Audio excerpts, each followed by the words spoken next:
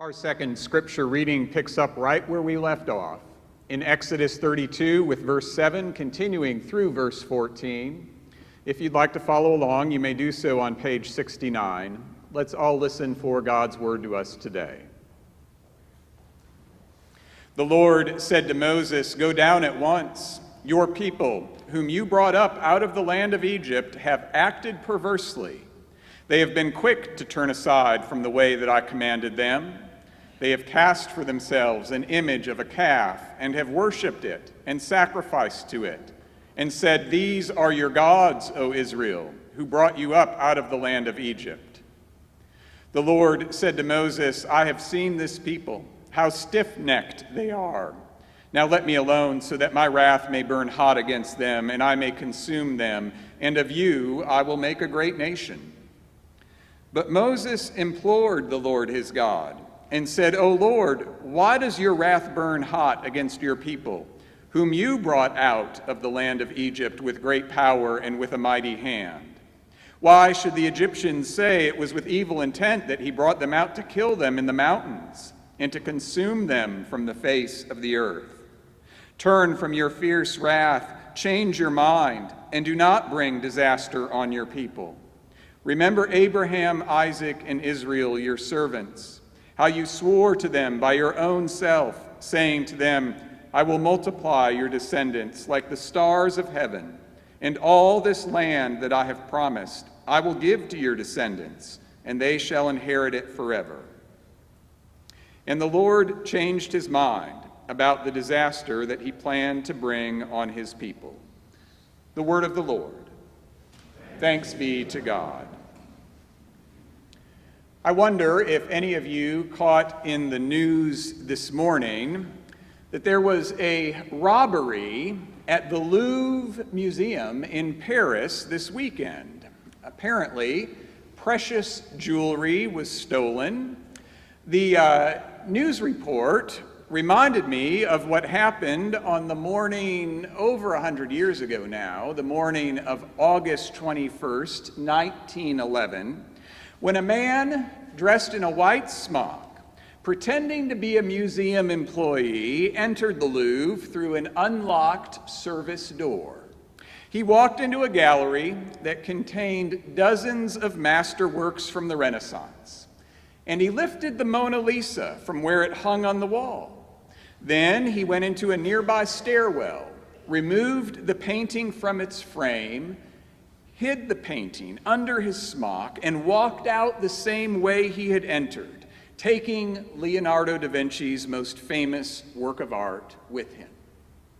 The theft happened on a Monday that time when the Louvre was closed for cleaning. This meant that the Mona Lisa was not noticed as missing until the following day. The Louvre itself was shut down for a week, and when it reopened, tourists flocked to the museum. They all wanted to stare at the empty space where the Mona Lisa used to hang. The police searched in vain for some clue as to who stole this treasured work of art. For a while, even the great Pablo Picasso was considered to be a prime suspect. Finally, after 2 years had gone by, an Italian art dealer received a note from somebody who claimed to have the Mona Lisa. This individual was willing to sell it as long as the art dealer promised to keep the painting in Italy. Long story short, the thief was finally apprehended, and in January of 1914, some 29 months after the theft, the Mona Lisa was returned, and what do you think happened? In the first 2 days after the painting was back, over 120,000 people showed up to see the painting in its rightful place. Now, before the painting was stolen, it lived in a gallery with other great Renaissance works, but it was not considered to be at that time the flagship of the fleet. In fact, when the Washington Post first reported that theft, it mistakenly ran a picture of the wrong painting. It gave its readers a picture of the Mona Vanna instead of the Mona Lisa. As one writer puts it, it was Mona Lisa's absence that made her the cultural icon that she is today. Part of what makes her so famous is her unattainability, this writer goes on to say. We want to possess what is not meant to be owned. We want to possess what is not meant to be owned. Take that thought, hold that thought, put it in your back pocket for just a few moments, and let's take a look at our text. A well-known story today, right? The golden calf. When the Israelites were at Mount Sinai, Aaron made gods of gold for them. Why did it happen? Why did the people of Israel, recently freed by God, suddenly turn their backs on God? It could be that John Calvin, our forefather in the faith, was right when he said that the human heart is a perpetual factory for idols. And yet I also think the text gives us a little bit more than that. The opening verse of chapter 32 reads like this. When the people saw that Moses delayed to come down from the mountain, the people gathered around Aaron and said to him, "Come, make gods for us who shall go before us. As for this Moses, we do not know what has become of him." Why did they dive into idolatry? According to our text, it's because Moses went missing. At least the Israelites thought he was missing. He disappeared into the darkness and the smoke of Mount Sinai, and they had no idea when or if he would return. You see, whenever Moses had gone to talk with God before, Moses had always come back right away. This time around, Moses is there 40 days, 40 nights, but the Israelites did not know it was going to be 40 days and 40 nights. All they knew was that a few days without Moses turned into a week without Moses, turned into over a month without Moses. That is the context for the golden calf. It is the absence of Moses, the possibility that they had lost Moses, that sets their idolatry in motion. And I think we get this. Look, when we have something in our own lives that is important to us, some person or some place that means the world to us, the last thing we want is for something to change. Isn't that right? Just consider the room in which you are seated right now. Do you know how many this sanctuary seats? 750. 750. But it was not always that way. As many of you know, an expansion of this sanctuary took place about 15 years ago. How many of you were here when that expansion took place? Yeah. Now, I was not here, but from what I have been told, the instructions were very clear. Expand the sanctuary, but keep it the same.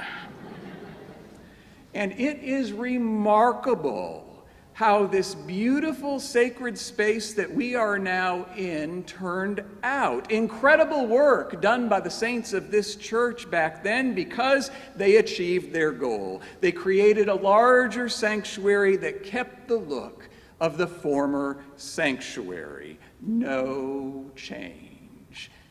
Do you see what we're talking about? Each of us, I think, has a desire inside us to keep what we treasure, what's important to us, the same.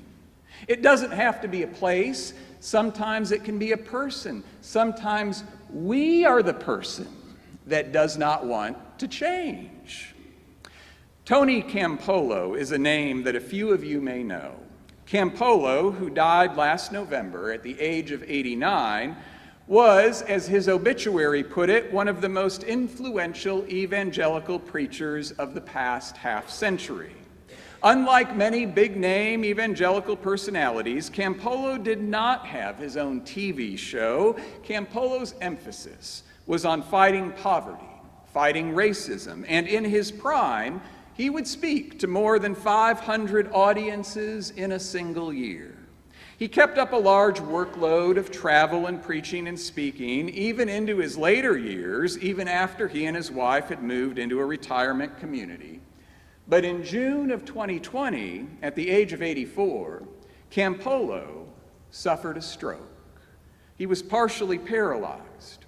And he writes, after many long, hard months of rehabilitative therapy, it became clear that my condition was permanent. I would need to accept my new limitations. Doctors tried to tell me this, but, he says, it never registered with me. Even if I'm stuck in a wheelchair, he said, I can still get out there and speak. But, he goes on to say, my chorus of naysayers repeatedly let me know that that was going to happen when pigs begin to fly. As the truth of my circumstances began to sink in, he writes, I was overcome by a profound identity crisis. For decades, my preaching and teaching and speaking had become the thing that my life revolved around. Now, I stayed awake at night asking myself, if I'm not a pastor anymore, if I'm not a university professor anymore, if I'm not a speaker on the evangelical speaking circuit anymore, who am I? We want to possess what can never be owned, whether it's our health or the happiness of a loved one or our plans for the future. And when something we thought we had in our possession disappears, when there's an empty space on the wall of our lives where this beautiful piece of our life used to be, that, according to our text, is when we are prone to make gods for ourselves. As a side note, in the New Testament, it's the writer to the Hebrews who picks up on this theme. In Hebrews chapter 13, verse 5, it goes like this: keep your lives free from the love of money and be content with what you have. For God has said, I will never leave you or forsake you. In other words, according to the writer to the Hebrews, who knew the Hebrew scriptures well and would have known this story well, it is a fear of abandonment by God, a fear that God might leave us or forsake us that drives our desire for more.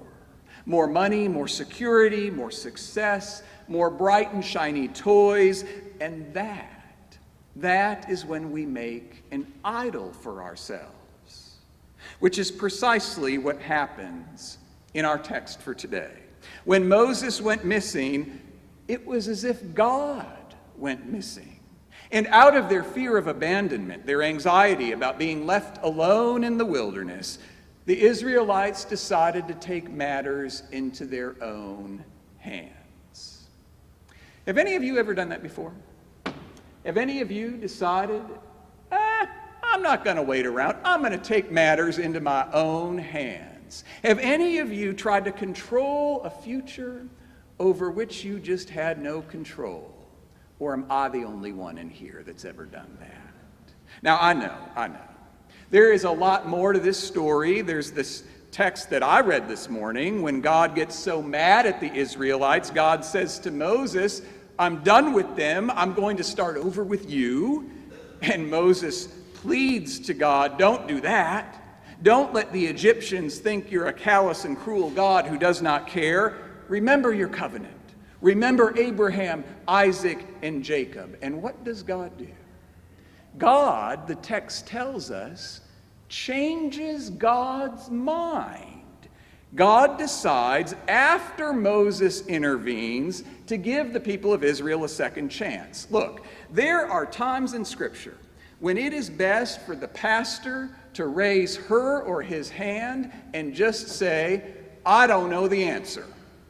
Was God really going to destroy the people that he had just helped save? Was God truly going to change God's mind? Does God need reminders like you and me about the promises that we have made? I don't have the answer. There is a lot that we don't know when it comes to the theological pretzel that this text ties us in, but we do know this. God did not abandon his people in the wilderness. God stayed with God's children in the wilderness. And so should we. This was made clear to me one day not too long ago when I was all alone here at the church. Or at least I thought I was alone. It was a Friday evening, about 5:30. Wendy and Michelle had already left for the day. I was getting ready to go home and get a swim in at the Y before it closed. But then, leaving my office, I bumped into God. Now, I didn't know God was still here. I was on my way out the door. But God said to me, "Ben, I need just a couple minutes of your time." So I figured, this is God. I can give God a couple minutes. And God sat down in the atrium with me, and God had a troubled look. Clearly, something was on God's mind. And then God said something, and I wasn't sure at first where God was going with this. God said to me, "Ben, you've got plenty of lawyers at your church, don't you?" I said, "Yes, there are a good number of lawyers here." God said, "That's good." And then God said, "You've got accountants and doctors too, right?" And I said, yes, that's right." And God said, "That's good." "And you've got business owners and entrepreneurs and teachers and nurses and retirees and stay-at-home parents and children of every age. All those people are in your church as well." I said, "Yes." God said, "This is good." And then God said, "I get the sense that the people who come to Westminster are people who are eager to use the minds and the hearts and the gifts that I have given each of them. That they are eager to be generous with those gifts, eager to show hospitality with those gifts." And I said, yes, that's exactly it. And then God said to me, "Just make sure you don't forget the folks who are in the wilderness." I said, "Well, okay, but who's in the wilderness, God?"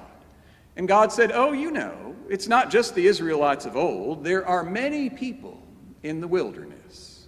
People," God said, "who have recently lost their paycheck. They may be in the wilderness. And people who make a lot of money through the stock market or from whatever their chosen profession might be. They can get blinded by their wealth, idolizing all those bright and shiny toys. They can be in the wilderness and not know it," said God. I said, okay, I get it. But God was not done. God said, "Those who are homeless, and those who have one home, and those who have two homes, any of them might be in the wilderness." God said to me, "Parents who have a child who's going through a difficult time, those parents might feel overwhelmed. Those parents, in fact, might feel like I have abandoned them," God said. "They might be in the wilderness." And God said, "Those who have followed me their entire lives and had faith in me as far back as they can remember, but something just happened to them. And they feel like they had the carpet ripped out from under them. And they're wondering how I could let that happen to them. They might feel like they're in the wilderness." "So pretty much everyone?" I said. "Yeah," God said, "pretty much everyone." And then God said to me, "I wanted to meet with you today because I want to make sure that Westminster is a wilderness church." Now I was troubled. I said, "God, we're on Augusta Street. It's a nice neighborhood. It doesn't exactly scream wilderness here anymore." And God said, "Geographical location does not matter." God said there are only two requirements for being a wilderness church. The first is to recognize that on any given day, anyone in our church community or anyone in our Greenville community may be going through some wilderness that we do not know about. We need to remember that and be gentle when we talk with them, said God. And the second requirement to being a wilderness church is that y'all are willing to be like Moses. I was really stuck at this point. I said, "What do you mean? I can't part the Red Sea. Any of you able to part the Red Sea?" God replied, "I don't need you to perform miracles. I just need your church to be like Moses was on Mount Sinai long ago. I need you to be passionate with me. I need churches that are always willing to talk to me, to question me, to humble themselves before me, to admit their idolatry to me, to listen to me and argue with me, and to show your love even when you're not sure what it is that I'm up to." Remember Moses on that mountain, God asked. Remember how in my face he got? That is the kind of passion I'm looking for, not just for me, but for all of my children. I need churches that will walk with and stand up for any and all of my children who are vulnerable and who are going through their own wilderness. Well, that was the end of the conversation, and God went God's way, and I went back home. I got my swim in, but I can't get that conversation out of my head. You see, before God left that day, I told God that we are, in fact, a wilderness church.